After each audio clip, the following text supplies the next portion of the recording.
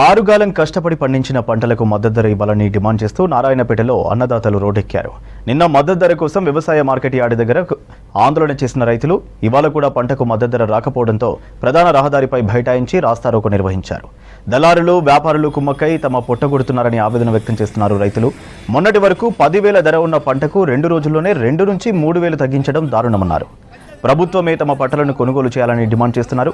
స్థానిక ఆర్టీఓ రామచంద్ర నాయక్ ఆందోళన చేస్తున్న రైతులకు దగ్గరకు వచ్చి మద్దతు ధరపై చర్చిస్తామని హామీ ఇచ్చినా రైతులు తమ ఆందోళనను కొనసాగించారు. అయితే నేను శనివారం రోజు కందులు తీసుకొచ్చిన. శనివారం రోజు ఎందుకంటే ఇలా ఎక్కువ రేటు ఉంటాయని చెప్పి మాకు మద్దతు కానీ చిన్న బస్సులో కానీ వేయకుండా ఇక ఎప్పటికీ బాగుంటుంది అని చెప్పి మార్కెట్ ఉంది అని చెప్పి ఇది తీసుకొచ్చినాము.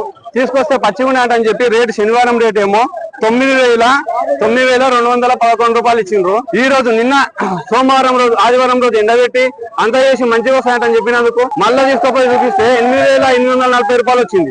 ఇది ఏమి ఇంతకంటే చెప్పి నిన్న రాత్రి కూడా 10 గంటల వరకు మొత్తం అందరూ వచ్చి, నేను ఒకనే కాదు మొత్తం వచ్చి ఒక 1000 మంది వరకు ధర్నా చేస్తే అందరూ నిన్న మార్కెట్ కమిటీ చైర్మన్ కానీ మార్కెట్ వాళ్ళు కానీ మొత్తం దళారులు కానీ అందరూ వచ్చి కూడా మీకు సమస్య పరిష్కరిస్తామని చెప్పి పోలీసు వాళ్ళు అందరూ కలిసి సంస్కరిస్తామని చెప్పి లోపలికి తీసుకుపోయి మాట్లాడుకొని 500 పెంచు, 100 రూపాయలు వేస్తాం, 500 వేస్తామని అంటున్నారు వాళ్ళు. కానీ కాకపోతే ఆడ రేట్ ఏమో 10,750 రూపాయలు ఉంది.